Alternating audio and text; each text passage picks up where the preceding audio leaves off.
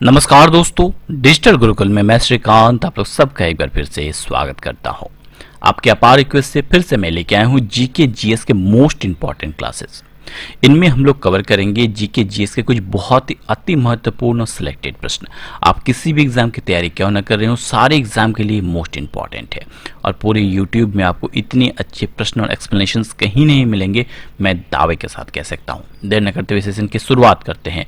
पहला प्रश्न कि हाल ही में सतत विकास लक्ष्यों की प्राप्ति के लिए जो सूचकांक जारी किया गया उनमें भारत की रैंकिंग क्या रही है, यानी सस्टेनेबल डेवलपमेंट इंडेक्स जारी किया गया, इनमें भारत की रैंकिंग क्या रही। तो करेक्ट आंसर है ऑप्शन डी, यानी भारत 117वें पोजीशन पे रहा है।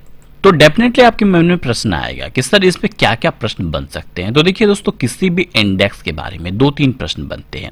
पहला तो इसमें भारत की रैंकिंग क्या रही, दूसरा कि इसे जारी कौन करता है, और तीसरा इसमें टॉप पे कौन सा देश रहा। तो इसमें भारत की रैंकिंग रही 117वें पोजीशन पे भारत रहा। अब आपके मन में डेफिनेटली प्रश्न आएगा कि सर टॉप पे कौन सा देश रहा और सतत विकास लक्ष्य होता क्या है। तो दोस्तों भारत जो है 117वें पोजीशन पे रहा है 61.92 पॉइंट के साथ, जबकि स्वीडन रहा है टॉप पे, दूसरे नंबर पे डेनमार्क और तीसरे नंबर पे फिनलैंड रहा है। अब इसे जारी कौन करता है, इसे सस्टेनेबल डेवलपमेंट सॉल्यूशन नेटवर्क और ब्लिसमैन टंग के द्वारा जारी किया जाता है, जिनमें भारत 117वें पोजीशन पे रहा, स्वीडन टॉप पे रहा। अब ये इंडेक्स है क्या, यानी सस्टेनेबल डेवलपमेंट गोल इंडेक्स, यानी जिसे सतत विकास लक्ष्य कहा जाता है, ये है क्या। इनमें 17 जो है गोल डिसाइड किए गए हैं किसी भी देश के लिए, यानी विकास के लक्ष्यों की प्राप्ति के लिए 17 डेवलपमेंट गोल जो है वो डिसाइड किए गए हैं। अब कौन सा देश उस गोल को कितना अचीव कर पाया, इस आधार पे आउट ऑफ 100 जो है अलग अलग देशों को पॉइंट दी जाती है और उसी के आधार पे रैंकिंग की जाती है। जैसे कि मैंने बताया कि भारत 117वें पोजीशन पे रहा, आउट ऑफ 100 भारत ने 61.92 पॉइंट गेन किया, जबकि स्वीडन 84.72 पॉइंट गेन किया। इसी आधार पर रैंकिंग की जाती है, जिनमें भारत 117वें पोजीशन पे रहा और स्वीडन टॉप पे रहा है। अब बात आई है रैंकिंग की, तो बहुत सारी रैंकिंग 2020 में की गई, सारे ही इंपॉर्टेंट है। जैसे एनवायरमेंट परफॉर्मेंस इंडेक्स, जिसमें भारत 168वें पोजीशन पे रहा था, टॉप पे डेनमार्क रहा था। वर्ल्ड प्रेस फ्रीडम इंडेक्स, जिसमें भारत 142वें पोजीशन पे रहा था, टॉप पे नॉर्वे रहा था। इसके अलावा हाल ही में वर्ल्ड हैप्पीनेस इंडेक्स जारी किया गया, भारत 144वें पोजीशन पे रहा। हैंडले पासपोर्ट इंडेक्स जारी किया गया, भारत 84वें पोजीशन पे रहा। और बहुत सारे इंडेक्सेस जारी किए गए और एग्जाम में पूछे जाते हैं बार बार उनके बारे में। तो ऑलरेडी मैंने एक वीडियो बना दिया है, 2020 के जितने भी इंपॉर्टेंट इंडेक्स है आप उसे देख सकते हैं, लिंक आपको डिस्क्रिप्शन बॉक्स में मिल जाएगा। बढ़ते हैं अगले महत्वपूर्ण प्रश्न की ओर। अगला प्रश्न मोस्ट इंपॉर्टेंट है, ध्यान रखिए। हाल ही में फ्रांस के नए प्रधानमंत्री कौन बने हैं, मोस्ट इंपॉर्टेंट प्रश्न है। तो करेक्ट आंसर है ऑप्शन सी, यानी जीन क्रिस्टेक्स। हाल ही में जीन क्रिस्टेक्स को फ्रांस का नया प्रधानमंत्री नियुक्त किया गया। अब डेफिनेटली आपके मन में प्रश्न आएगा कि सर भारत में जैसे प्रधानमंत्री को कौन नियुक्त करता है, यानी शपथ ग्रहण करवाता है कौन, तो राष्ट्रपति करवाता है। तो फ्रांस में कौन करवाता है, तो फ्रांस की जो राष्ट्रपति है उन्होंने ही उनकी नियुक्ति की। और फ्रांस के जो इसके पहले प्रधानमंत्री थे एडवर्ड फिलिप, उन्होंने हाल ही में इस्तीफा दे दिया था। उनके बाद नए प्रधानमंत्री बने कौन, जॉन क्रिस्टेक्स। और फ्रांस के जो प्रेसिडेंट है एमिलियन मैक्रोन, उन्होंने ही जॉन क्रिस्टेक्स को नए प्रधानमंत्री के रूप में नियुक्ति दिलाई है। अब बात आई है फ्रांस की, तो फ्रांस की कैपिटल कौन सी है, पेरिस। यहाँ करेंसी चलती है यूरो और प्रेसिडेंट यानी राष्ट्रपति कौन है, मैंने बता ही दिया, एमिलियन मैक्रोन। अब यहाँ पे ऑप्शन में आपको 3 नाम दिख रहे होंगे, ये 3 नाम कौन कौन है, बहुत ही मोस्ट इंपॉर्टेंट नियुक्तियां हैं, एग्जाम में बहुत बार पूछ भी लिया गया, मोस्ट इंपॉर्टेंट है, ध्यान रखिए।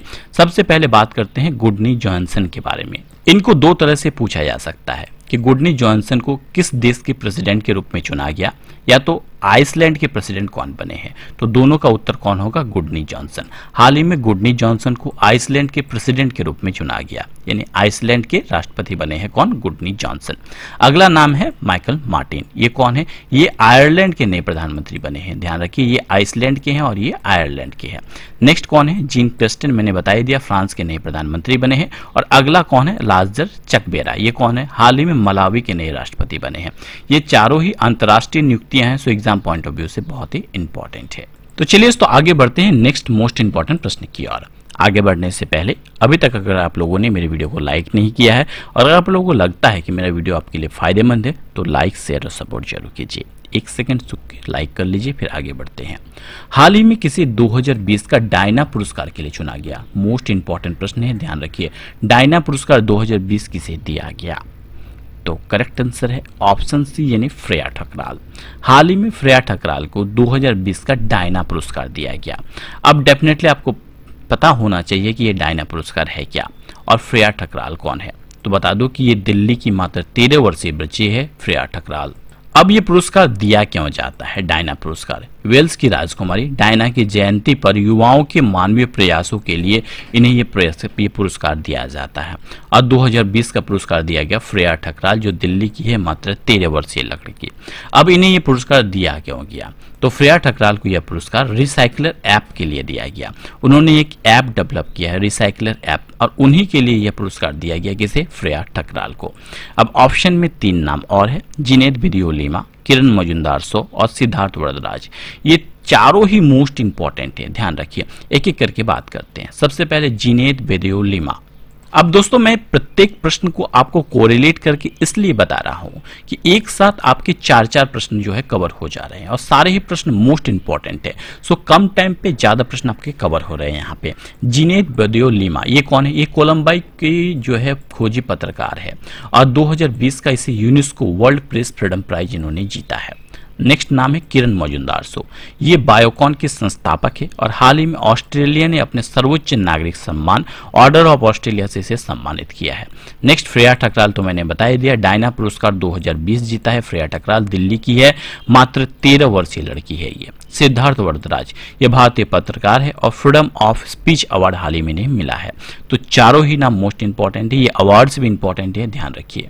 मोस्ट इंपॉर्टेंट प्रश्नों की श्रृंखला में आगे बढ़ते हैं। अगला प्रश्न है getting competitive A practitioners guides for a India. Book किसने लिखी है? देखिए बुक से संबंधित प्रश्न बहुत ज्यादा पूछे जा रहे हैं एग्जाम में, तो आपको बताना है कि इस बुक को लिखा किसने है। तो इस बुक को हाल ही में लिखा है किसने? ऑप्शन ए यानी आरसी भार्गव ने। बुक का नाम है getting competitive A practitioner guide for India. अब ये आरसी भार्गव है कौन? डेफिनेटली आपके मन में प्रश्न आएगा। ये इंपॉर्टेंट इसलिए है कि आरसी भार्गव मारुति सुजुकी के अध्यक्ष हैं और हाल ही में इन्होंने ये पुस्तक लिखी है। अब जब बात आई है मारुति सुजुकी की, तो इनमें 2-3 प्रश्न मोस्ट इंपॉर्टेंट है। जैसे एक प्रश्न जो है बहुत इंपॉर्टेंट है कि मारुति सुजुकी के सीईओ कौन बने हैं। तो इनके एमडी सीईओ हाल ही में बने हैं केनिची आयुकावा, याद रखिए। इसके फाउंडेशन हुई थी 1982 में, हेडक्वार्टर इसका कहीं यहाँ है, नई दिल्ली में है। और हाल ही में आरसी भार्गव जो इसके क्या है, मारुति सुजुकी के अध्यक्ष है, उनके द्वारा ये पुस्तक लिखी गई है, a practitioner guide for a India. अभी बात आई है बुक्स की, तो नीचे ऑप्शन में 3 नाम और है। आप परिचित होंगे उर्जित पटेल। अगर पूछ लिया जाए कि उर्जित पटेल के द्वारा हाल ही में कौन सी पुस्तक लिखी गई, या तो करण पुरी के द्वारा कौन सी पुस्तक लिखी गई, या तो कौन है काजुओ इशिगुरो, किस साल इन्हें नोबेल प्राइज मिला था, या इसने हाल ही में कौन सी बुक लिखी है। तो देखिए यहाँ से इतने सारे प्रश्न बन जाते हैं। चलिए सारों का उत्तर करने की कोशिश करते हैं। सबसे पहले उर्जित पटेल, आपको पता होगा कि आरबीआई के पूर्व गवर्नर रह चुके हैं उर्जित पटेल। अभी कौन है हमारे गवर्नर? शक्तिकांत दास हैं। और उर्जित पटेल के द्वारा एक बुक लिखी गई थी, ओवरड्राफ्ट सेविंग द इंडियन सेवर्स। बहुत इंपॉर्टेंट बुक है उर्जित पटेल के द्वारा। नेक्स्ट है करण पुरी, इनके द्वारा एक बुक लिखी गई, कौन सी? #MeToo। इसके अलावा काजुओ इशिगुरो की बात करते हैं। 2017 में साहित्य ने लिटरेचर के लिए इन्हें नोबेल पुरस्कार मिला था और इनके द्वारा एक बुक लिखी गई, नोबेल कार्ला। कौन सी बुक लिखी गई? कार्ला। देखिए Carla the sun, Carla and the sun, इनके द्वारा हाल ही में बुक लिखी गई। बुक का नाम याद रखिए। इसके अलावा इन्हें कब मिला था नोबेल प्राइज? 2017 में। किस क्षेत्र में मिला था? लिटरेचर यानी साहित्य के क्षेत्र में। अच्छा 2019 में किसे मिला? 2019 में साहित्य के क्षेत्र में नोबेल पुरस्कार मिला था किसे? पीटर हैंडके को, ध्यान रखिए। अगला मोस्ट इंपॉर्टेंट प्रश्न, हाल ही में जारी वर्ल्ड मेंस बॉक्सिंग रैंकिंग में शीर्ष पे कौन रहा, यानी टॉप पे कौन रहा? तो हाल ही में इंटरनेशनल बॉक्सिंग रैंकिंग जारी की गई, जिनमें टॉप पे रहे भारत के अमित पंघाल। मोस्ट इंपॉर्टेंट है, ये भारतीय बॉक्सर है अमित पंघाल। अब डेफिनेटली आपके मन में प्रश्न आएगा कि सर इस रैंकिंग को जारी कौन करता है और महिलाओं के क्षेत्र में कौन टॉप पे रही है। तो आइए देखते हैं। तो इस रैंकिंग को जारी किया जाता है इंटरनेशनल बॉक्सिंग एसोसिएशन के द्वारा और पुरुषों की रैंकिंग पे टॉप पे रहे अमित पंघाल। 52 किलोग्राम वर्ग में कैटेगरी में इन्होंने टॉप किया। महिलाओं की रैंकिंग में भारतीय मुक्केबाज मंजू रानी दूसरे स्थान पर रही। अब ये तो क्लियर हो गया कि महिलाओं के क्षेत्र पे दूसरे नंबर पे रही मंजू रानी जो भारत की है 48 किलोग्राम वर्ग में। बट टॉप पे कौन रही महिलाओं में टॉप पे रही रसिया की इकातेरिना जो कि वुमेन्स कैटेगरी पे टॉप पे रही। और पुरुषों की कैटेगरी पे टॉप पे रहे कौन, भारत के अमित पंघाल 52 किलोग्राम वर्ग में। अब इस रैंकिंग को जारी किया जाता है AIBA के द्वारा यानी इंटरनेशनल बॉक्सिंग एसोसिएशन के द्वारा। हेडक्वार्टर कहाँ है, स्विट्जरलैंड में है। फाउंडेशन हुई थी 1946 को। नेक्स्ट इंपॉर्टेंट प्रश्न, हाल ही में ब्रिटिश पीएम ने किसे पॉइंट ऑफ लाइट ऑनर से सम्मानित किया? मोस्ट इंपॉर्टेंट प्रश्न है। तो सही उत्तर है भारत के राजेंद्र सिंह को हाल ही में ब्रिटिश पीएम ने पॉइंट ऑफ लाइट ऑनर से सम्मानित किया। अब इन्हें यह सम्मान दिया क्यों किया? ब्रिटेन के राष्ट्रीय स्वास्थ्य सेवा के लिए धन जुटाने के प्रयासों के लिए इन्हें यह सम्मान दिया गया। राजेंद्र सिंह को यह सम्मान दिया गया। ये जो है 73 वर्षीय है। इन्हें स्कीपिंग सिख के नाम से भी जाना जाता है। इनके द्वारा कई वीडियो जो है अपलोड किए गए जो बहुत वायरल हुए और इन्होंने जो है ब्रिटेन के स्वास्थ्य के लिए जो कोरोना पीड़ित है उनके लिए धन इकट्ठा किया और उनके इस अच्छे प्रयास के लिए ही उन्हें यह सम्मान दिया गया। सोशल मीडिया पर ये स्कीपिंग सिख के नाम से मशहूर है। अब यहाँ पे ऑप्शन में 3 नाम है, अमर्त्य सेन, रतन लाल और जावेद अख्तर। अब जब पुरस्कारों की बात आई है तो अमर्त्य सेन आपको पता होगा हाल ही में जर्मनी के प्रतिष्ठित शांति पुरस्कार से उन्हें सम्मानित किया गया। रतन लाल की बात करते हैं, भारतीय मूल के अमेरिकी वैज्ञानिक है रतन लाल और वर्ल्ड फूड प्राइज से हाल ही में इन्हें सम्मानित किया गया। इसके अलावा जावेद अख्तर रिचर्ड्स डॉकिंसन अवार्ड जीतने वाले पहले भारतीय बने हैं Javed Akhtar. So most important है सारे। अब आपके लिए यहां से एक प्रश्न है, बात करते हैं अमर्त्य सेन के बारे में। इन्हें नोबेल पुरस्कार किस वर्ष दिया गया था और किस क्षेत्र में दिया गया था? आप मुझे कमेंट बॉक्स पर कमेंट करके बताएंगे। नेक्स्ट इंपॉर्टेंट प्रश्न, हाल ही में भारत में कॉमन सर्विस सेंटर की पहली ट्रांसजेंडर ऑपरेटर कौन बनी है? चूंकि ये पहली ट्रांसजेंडर ऑपरेटर बनी है so exam point of view से इंपॉर्टेंट है। तो करेक्ट आंसर है ऑप्शन बी यानी जोया खान। हाल ही में Zoya Khan common service centre की पहली ट्रांसजेंडर ऑपरेटर बन गई है। इसके अलावा बता दूं कि अप्रैल 2014 में भारत के सर्वोच्च न्यायालय में भारतीय कानून में ट्रांसजेंडर को तीसरा लिंग घोषित किया गया था। इन्हें हिंदी में किन्नर कहा जाता है। ट्रांसजेंडर समुदाय के लिए देश का पहला विश्वविद्यालय हाल ही में उत्तर प्रदेश के कुशीनगर जिले में खोला गया। अब बात करते हैं थोड़ी सी जोया खान के बारे में। ये पहली ट्रांसजेंडर ऑपरेटर बनी है। ये गुजरात के बड़ोदरा से है और जोया खान का उद्देश्य है जो ट्रांसजेंडर समुदाय है वहां के लोगों को शिक्षित करना, स्पेशली उन्हें डिजिटल रूप से शिक्षित करना। और कॉमन सर्विस सेंटर होता क्या है? कॉमन सर्विस सेंटर सरकार के द्वारा ग्रामीण और दूर दराज स्थानों पे ई सेवा यानी इंटरनेट सर्विस प्रोवाइड करने के लिए खोला गया है। स्पेशली जहां पे कंप्यूटर और इंटरनेट उपलब्ध नहीं है उन जगहों पे खोली जाती है ई सेवा और कॉमन सर्विस सेंटर। और उन्हीं की पहली ऑपरेटर बनी है जोया खान जो कि गुजरात के बड़ोदरा से है जोया खान और पहली ट्रांसजेंडर ऑपरेटर बन गई है। अब जब बात आई है ट्रांसजेंडरों की so exam point of view से इंपॉर्टेंट भी है और इनके द्वारा किए गए कार्य सराहनीय भी है। समाज में इनको कई उपेक्षाएं मिलती है, इनके बावजूद इन्होंने पुरुषों और महिलाओं को भी पीछे छोड़ दिया है। सबसे पहले बात करते हैं आयशा मुगल के बारे में। पाकिस्तान ने ट्रांसजेंडर महिलाओं को संयुक्त राष्ट्र प्रतिनिधि मंडल में शामिल किया और ऐसा करने वाला पहला देश बना पाकिस्तान और आयशा मुगल इसीलिए पूरे विश्व में विख्यात हुई। दूसरा नाम है जोया खान, भारत के कॉमन सर्विस सेंटर की पहली ट्रांसजेंडर ऑपरेटर बनी। तीसरा नाम है जोईता मंडल, ये भारत की पहली ट्रांसजेंडर जज बनी। चौथा नाम है पृथिका यासिनी, ये कौन है? भारत की पहली ट्रांसजेंडर पुलिस ऑफिसर बनी। इसके अलावा कई और लंबा लिस्ट है, जैसे देश की पहली ट्रांसजेंडर न्यूज एंकर बनी पद्मिनी प्रकाश, असम की पहली ट्रांसजेंडर न्यायाधीश बनी स्वाति विधान बरुआ। इसके अलावा हाल ही में नोएडा मेट्रो रेल कॉर्पोरेशन ने सेक्टर 50 मेट्रो स्टेशन को ट्रांसजेंडर समुदाय को समर्पित किया और इस स्टेशन का नाम रखा रेनबो स्टेशन। सो सारे ही मोस्ट इंपॉर्टेंट है। नेक्स्ट इंपॉर्टेंट प्रश्न, हाल ही में 100% घरों में एलपीजी कनेक्शन वाला पहला राज्य कौन सा बन गया है? तो करेक्ट आंसर है ऑप्शन सी यानी हिमाचल प्रदेश। हाल ही में हिमाचल प्रदेश 100% घरों में एलपीजी कनेक्शन करने वाला पहला राज्य बन गया है। हाल ही में हिमाचल प्रदेश के मुख्यमंत्री जयराम ठाकुर ने घोषणा की कि हिमाचल प्रदेश भारत का पहला राज्य बन गया है जहां की 100% घरों में एलपीजी कनेक्शन है।